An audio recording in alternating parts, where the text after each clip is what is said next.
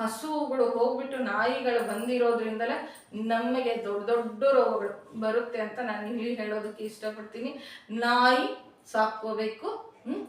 ನಮ್ಮ ಶಾಸ್ತ್ರ ಹೇಳುತ್ತೆ, ಪ್ರತಿದಿನ ನಾಯಿಗೂ ಹಾಗೂ ಕಾಗೆಗೂ ಫಸ್ಟು ಅಡುಗೆ ಮಾಡಿರೋಂಥ ಎಂಜಲ್ ಮಾಡದೇ ಇರೋಂಥ ಒಂದು ತುತ್ತನ್ನು ತೆಗೆದು ಅವಕ್ಕೆ ಹಾಕಬೇಕು. ಅವು ಬಲಿಭಕ್ತುಗಳು ಸ್ಮಶಾನದಲ್ಲಿರ್ತವೆ, ಶಿವನೊಂದಿಗೆ ಇರ್ತವೆ, ಅದಕ್ಕೆ ಅನ್ನ ಹಾಕದಲ್ಲೇ ತಿನ್ನಬಾರ್ದು. ಆದರೆ ಇವಕ್ಕೂ ಕೂಡ ಬೌಂಡ್ರಿ ಇರುತ್ತೆ. ನಾಯಿ ಏನಾದರೂ ಹೊಸಲು ದಾಟಿ ಮನೆಯೊಳಗೆ ಬಂದಿದೆ ಅಂತಂದರೆ ಆ ದಿನ ಏನು ನಮ್ಮ ಯಾವುದರಲ್ಲಿ ದೇವರ ಮನೆಯಲ್ಲಿ ಸಿಂಹಾಸನದ ಮೇಲೆ ಕೂತ್ಕೊಂಡಿರುವಂಥ ದೇವರು ನಾವಿಟ್ಟಿರುವಂಥ ನೈವೇದ್ಯವನ್ನು ಸ್ವೀಕರಿಸೋದು ಇರುವಂತೆ ಉಪವಾಸ ಕೆಡವಿರುವಂಥ ಫಲಿತ ಬರುತ್ತೆ.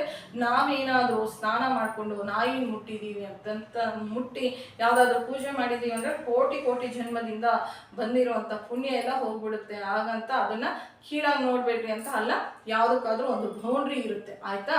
ನಂತರ ನಿಮಗೆ ಹೇಳೋದೇನು ಅಂತಂದರೆ, ಹಸುಗಳಿಂದ ಇನ್ಫೆಕ್ಷನ್ಸ್ ಬರೋದಿಲ್ಲ, ಆದರೆ ನಾಯಿಗಳಿಂದ ಅದೆಷ್ಟು ಅಲರ್ಜಿಗಳು, ಅದೆಷ್ಟು ಇನ್ಫೆಕ್ಷನ್ಸ್ ಮನೆಯೇ ಇಂಟರ್ನೆಟ್ಟಲ್ಲಿ ಇದಾಗ್ತಾ ಇತ್ತು. ನಾಯಿ ನೆಕ್ಕಿರೋದ್ರಿಂದ ಒಂದು ಹುಡುಗಿಗೆ ಪಾರ್ಶ್ವವಾಯು ಏನೋ ಪೆರಾಲಿಸಿಸೇ ಆಗಿಬಿಟ್ಟಿದೆ ಅಂತ, ಭಾಳ ದೊಡ್ಡ ದೊಡ್ಡ ರೋಗಗಳು ಬರ್ತಾ ಇದ್ದಾನೆ.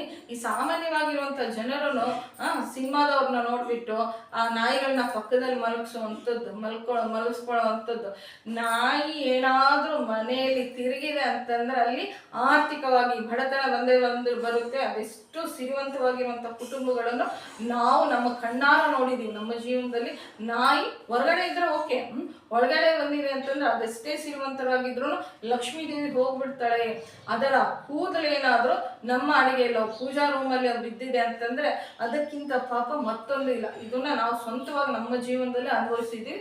ನಮ್ಮ ನಾಯಿ ನಮ್ಮ ಮೇಲೆ ಬಹಳ ಪ್ರೀತಿ ತೋರಿಸ್ತಾ ಇತ್ತು, ಅದು ಹೋಗಿದೆ.